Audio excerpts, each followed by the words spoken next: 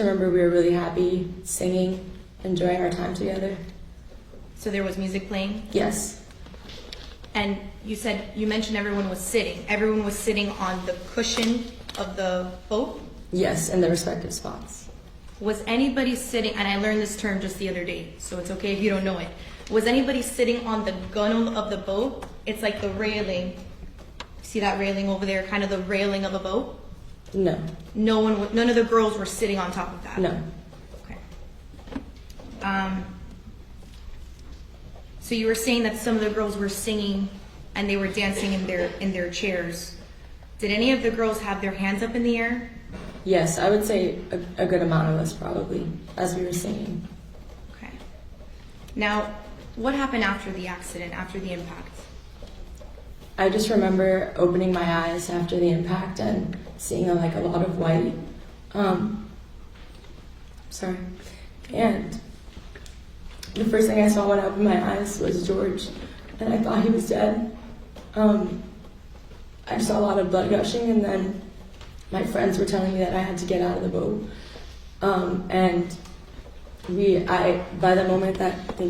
By the time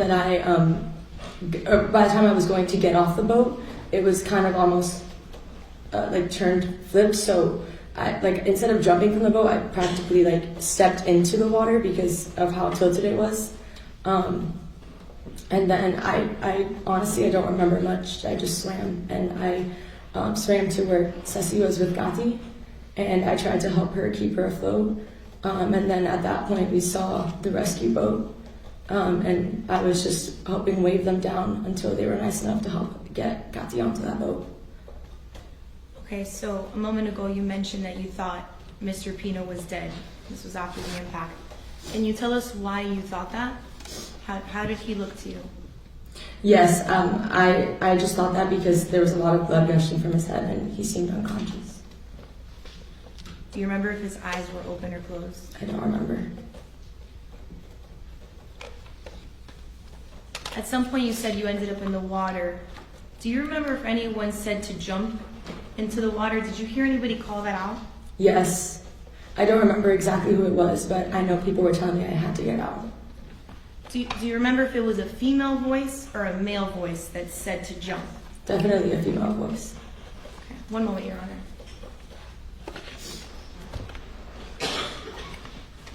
No further questions.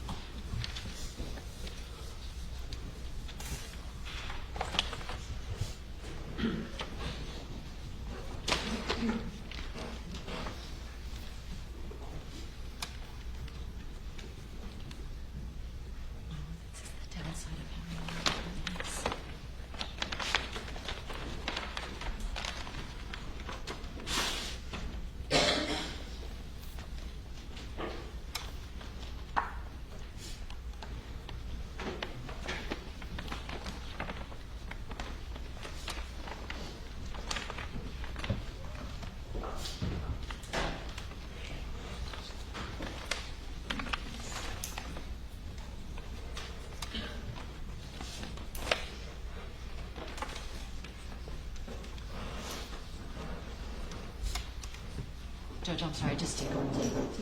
Thank you, Judge.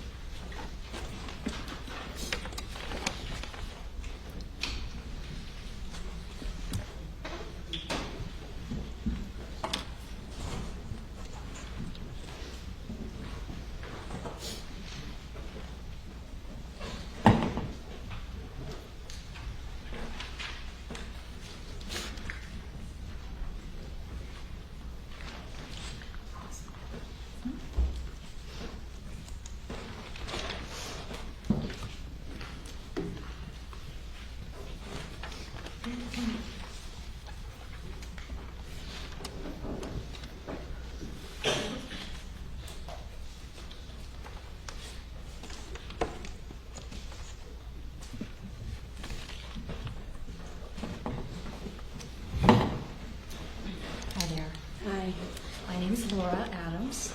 Same. I know this is really hard, okay? But I want to ask you a few questions about that day that the boat crash happened, okay? Were you or any of the other girls wearing life jackets, either to the sandbar or on the way back? No. I know you said that you didn't notice well, first off, do you see George Pino in the courtroom? Yes. Can you please point to him and describe what he's wearing so that our record will be clear? Yes, he's right over there and wearing a blue tie.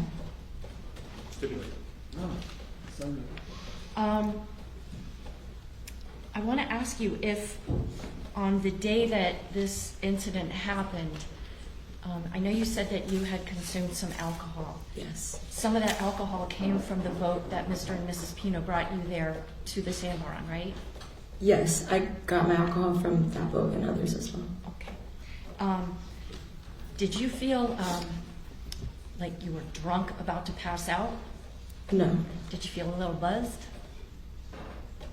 At the maximum, but I did not feel impaired. Okay. But buzzed, right? Happy, correct? Yes, yes. Okay, gotcha. So now you'd agree that maybe people that are buzzed from alcohol are not the best judges of whether somebody else is also buzzed from alcohol, right? Yes. Okay. And obviously at this party you weren't there to hang out with the defendant and his wife. You were there to hang out with your friends and the other boys that were there. Fair to say? Yes. So you weren't keeping an eye on everything that the defendant, George Pino, was doing, were you? No. And you've known him for a long time, correct? Yes. And you had faith and trust that he'd be able to safely take you and your friends back to Ocean Reef for the party that was going to be that night, right? Yes. And because you had trust in him, you weren't turning around and looking to be like, oh my gosh, where's this man going to go, were you? No. I want to show you a little diagram. It's got a number 11 on it. It's in evidence. I know it's been a long time, but do you think if looking on this exhibit, you'd be able to let us know where you were seated on the way back? Yes. Where? Number 12?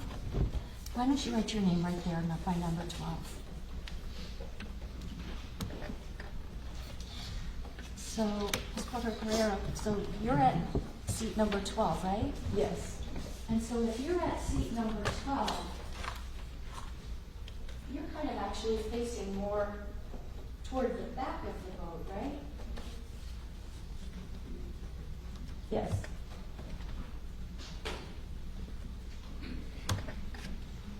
So in order to see what was ahead of you, if you're here at seat number 12, you'd have to be looking like this, right? Yes. But you weren't doing that, were you? No. Because you trusted that Mr. Pino would get you back safe. Yes.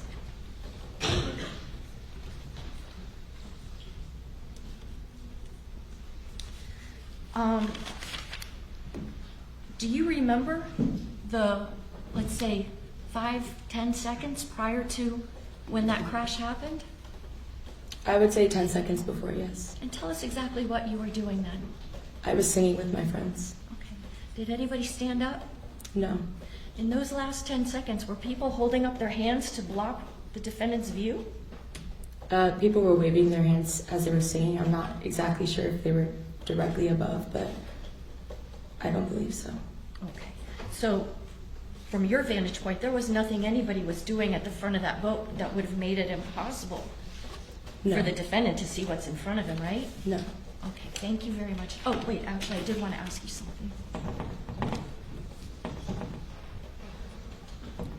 Showing you State's Exhibit number 1. This was your friend Lucy, right? Yes. And you knew her for how long? My whole life since we started Epiphany at 4 years old. I'm sorry for the loss of your friend. I don't have anything else.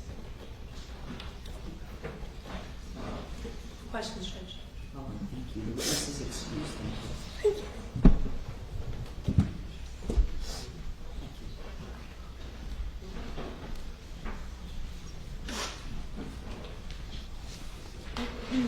Do you know the Pino family? Yes, I do. Tell us how you know them.